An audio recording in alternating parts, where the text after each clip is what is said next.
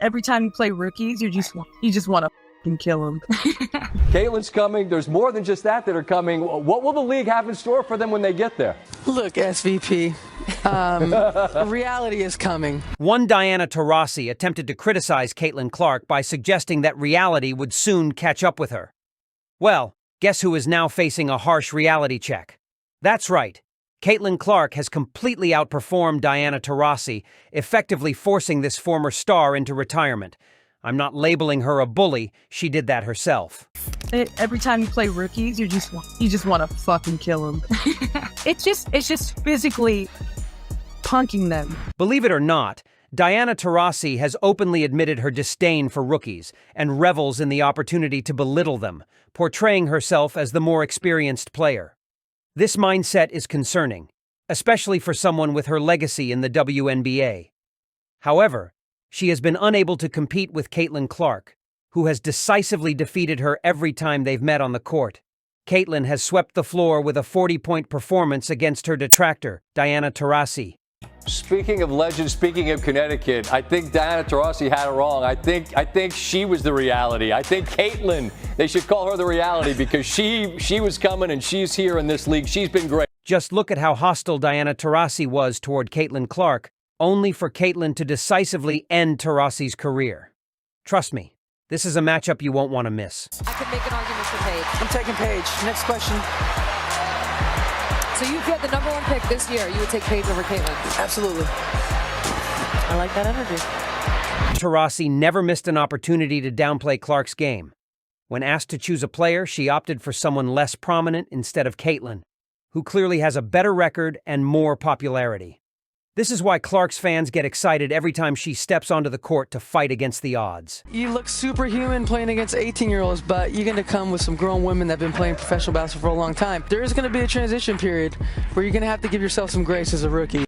Unfortunately for Taurasi, Caitlin Clark entered the WNBA like a storm, ready to challenge all the big names. Taurasi has never defeated Caitlin in her career, and it seems that trend will continue indefinitely. Diana Taurasi walked off the court in what might have been her final appearance in the WNBA. When the long-awaited matchup between Caitlin Clark and Diana Taurasi finally occurred, fans and analysts buzzed with excitement. However, Taurasi remained skeptical, downplaying the significance of the game. Little did she know she was about to confront Caitlin's talent head-on, and spoiler alert, she would soon regret that dismissive attitude. Your thoughts going into facing Caitlin Clark for the first time on Sunday? Yeah, it'll be fun. Did you notice that Taurasi wasn't acting like her usual self? Typically, she hypes every matchup, but this time she appeared anxious and attempted to minimize Caitlin's presence, as if to suggest that the rising star was no threat. I expected more from Diana Taurasi, ain't gonna lie about that. I expected something like can't wait. I expected something like get your popcorn ready.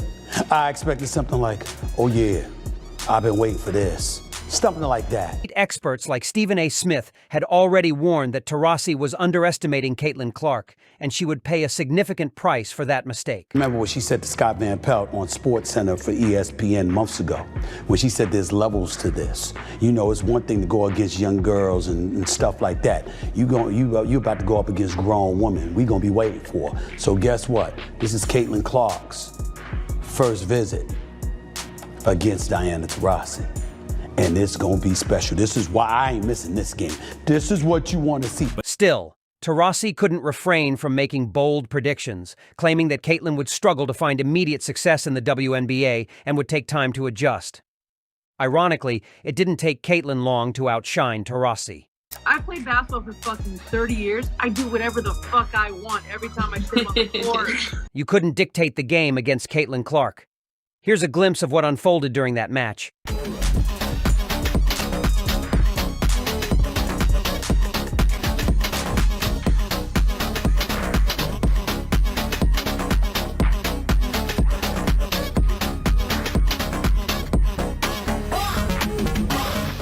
Taurasi was calm and composed before the game, but once Caitlin started performing, her frustration became evident. Her body language spoke volumes. She was clearly angry. Caitlin Clark's team secured a 117-109 victory, making Taurasi eat her words.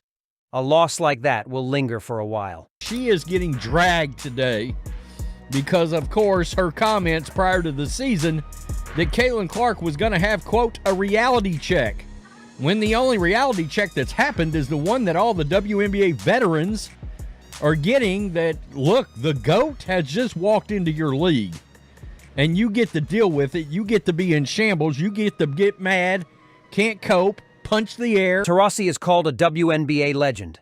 I see nothing legendary about her performances against Caitlin Clark. You might argue she's not in her prime now, but even at her peak, she couldn't compete with Caitlin. Just look at all the records Clark has shattered. Most points by a point guard in a season in WNBA history. Most double-doubles by a rookie guard in WNBA history. Most points by a rookie in WNBA history. Most assists by a rookie in the history of the WNBA. First WNBA rookie to record 2 triple-doubles. First triple-double by a rookie in WNBA history. First triple-double in Fever history. The first player to be named WNBA Player of the Month and Rookie of the Month in the same month. First player in WNBA history with 20 or more points, 15 or more assists, and 5 or more rebounds in a game. And, oh wait, there's a second board. She won Rookie of the Month 4 times, Eastern Conference Player of the Week 3 times. She set a single-season record for assists, period. Single-season rookie record for assists, that makes sense. Single-season rookie record for three-pointers. Single-game record for assists, 19. She also became, oh, wait a minute, there's more. Franchise record for most double-doubles, three-pointers. Career 10 or more assists in a game. How about that? Franchise record for most career 10 or more assists in a game. Fastest WNBA player to reach 100 three-pointers. She did it in 34 games. Most assists by a rookie in a WNBA All-Star game, for which she received the most fan votes ever. 700,000 of those.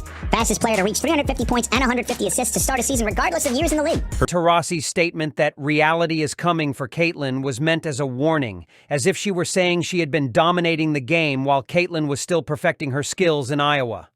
Little did Taurasi know that Caitlin was more than ready to take on the so-called veterans of the sport.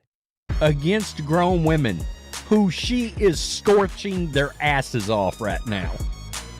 This was some heavyweight hater shit from Diana Taurasi, and she looks like a damn fool right now.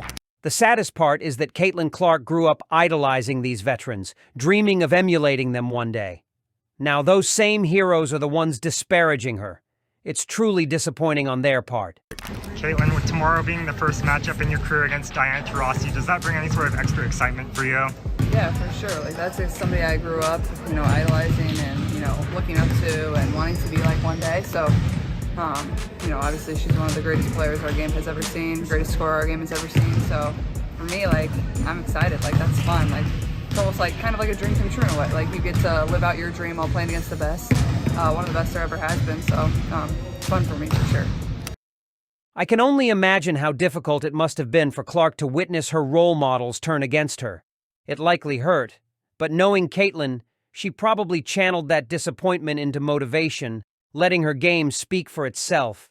If anything, their animosity probably pushed her to work even harder to prove she deserves to be at the top. Obviously, a lot was made of this matchup between yourself and Diana Taurasi. I know she's one of your idols. How big is it for you to get a win here against her today? I'm just happy we won. It was cool to play against her, and obviously a really great game. And like you said, this crowd was absolutely incredible. Awesome. After that interview, Clark went on to defeat Taurasi 3 more times. Let's be honest, Caitlin is rewriting history and overshadowing Taurasi's accomplishments in the process. She's building her own legacy, and while Taurasi may appear unfazed in public, it's clear she's feeling bitter inside. Bitch, you gotta fucking live something. You have to live life. My legacy, it's been fucking told. When people ask me all the time, they're like, oh, who do you think? You don't decide it. You don't decide it, you do it. And not only that, they're like, who do you think will be the greatest? I was like, you gotta give up your life. I gave up my life. Yeah, you did. We all did, yeah, for real. It's important to note that Taurasi isn't the only one to blame for this animosity. The WNBA has done little to curb bullying, seemingly allowing it to thrive. Caitlin is paying the price for this, especially when Taurasi avoids fouls after committing hard plays, while Caitlin is penalized for similar actions. And there's the second foul on Clark. And they gave her a technical. The hypocrisy is glaring. It seems the entire league, including Taurasi, looks down on Caitlin Clark. When her fans called out this hatred, Taurasi dismissed them as overly sensitive. And you said that Caitlin is going to go through a learning curve. Mm-hmm. Some people were critical of you for saying that, but I don't know that it necessarily meant that you're not welcoming to her, right? I mean, how do you I mean, it seems like you were just saying the reality is she's going to have a learning curve. Yeah, you know, it's the new fans. They're really sensitive these days. You can't say anything. Yeah, you know, it's kind of like when you go from kindergarten to first grade, there's a learning adjustment. When you go from high school to college, there's a learning adjustment. You know, I don't think I said anything that wasn't factually correct. And like anything, greatness is going to translate. And she's proven that in every level. And I don't see it being any different in the WNBA. 19 new fans may indeed be sensitive, but what about the older fans? Oh wait, there aren't many to begin with. That's the point. Women's basketball lacked buzz before Caitlin Clark arrived and changed the game. The Caitlin effect is real. Team USA, led by Asia Wilson and Breanna Stewart, got off to a dominant start in the 2024 Olympics by beating Japan 102-76. But according to the Olympics official website, Team USA's win over Japan only drew 13,040 fans, which was the lowest attended game among the opening 6 matchups in group play. And this is what happens when you choose Diana Taurasi over Caitlin Clark for the Olympic team. Nobody seemed to care about the medal Team USA brought home because, let's face it, no one was watching those games. Analysts like Stephen A. Smith were furious over that decision. His frustration is understandable. Had Caitlin been on that Olympic team, she would have attracted massive attention, leading to skyrocketing viewership and a new level of popularity for the WNBA. It was a missed opportunity without a doubt. You know she had the potential. You know, playing amongst other stars, with her marksmanship, she could have made big things happen. With her passing ability, she could have made things happen. Then she would have drawn excitement and eyeballs, and people the world over would have been watching her, which would have assisted in the elevation of the WNBA brand, which would have benefited everybody. But you didn't care. However, Taurasi refused to step aside and allow Caitlin Clark the chance to shine in the Olympics, which led to her being labeled as jealous of the rising star. You messed it up. You messed it up. Caitlin Clark and Angel Reese should have been on that team. Especially Caitlin Clark. She's box office. She's box office. It matters, ladies and gentlemen, whether you like it or not. It's no surprise that Diana Taurasi isn't the only veteran throwing shade at Caitlin Clark. She's just one name on a lengthy list of critics. If you followed my previous videos, you'll know that this list includes 2-time WNBA Olympic champion Cheryl Swoops. If Swoops were still on the court, Caitlin might have sent her into retirement as well. Here's the reality. Tommy's right. It's not just race, though. It's also sexuality. Caitlin Clark is a white heterosexual woman in a black lesbian league, and they resent and are jealous of all of the attention and the shoe deal that she got.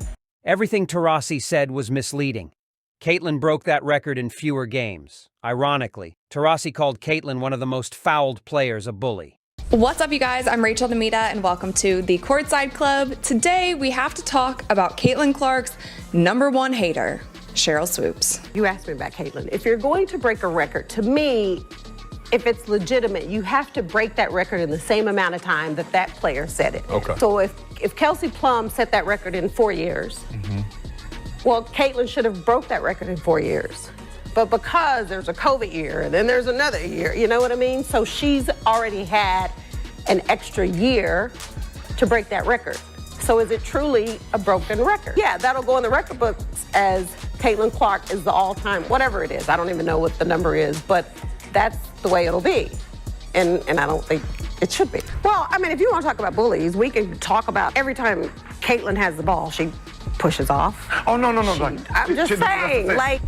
What a joke. Caitlin Clark respects Cheryl Swoops deeply and grew up watching her play. How ironic that a remarkable rookie who continues to show respect is being plotted against by her supposed heroes. These veterans had their moment. Their time has passed. The WNBA wasn't booming when they played, but that's no reason to resent the player making it popular now. We appreciate what they bring to the table, and we appreciate their greatness, and we appreciate what they're giving the fans. But we just have to understand that when a transformational figure enters the fray, you got to pause and then isolate and compartmentalize and give them the love that they're due. And in this case, it belongs to Caitlin Clark. Many fans and analysts believe these veterans are simply jealous because Caitlin Clark is on track to break all their records in just 2 to 3 years. records that took them decades to establish. Some people claim Taurasi's the GOAT, and that's great and all. I mean, a lot of these records that Taurasi's got, is Caitlin Clark going to own them by like year 3 or 4? I mean, seriously, and Taurasi's played how many years? 20? I mean, a long ass time. And man, with every passing game, there's yet another new record, another new statistic that falls. Caitlin Clark owns has the first player to do blah, blah, blah ever. These veterans and these retired players that have hated on her, they look like idiots right now. After all of this, it's no wonder that Diana Taurasi has decided to retire from the WNBA. She attempted to make Caitlin Clark her victim, but in the end, it seems the rookie has turned the tables, effectively pushing her into retirement. Share your thoughts in the comments, and thank you for watching.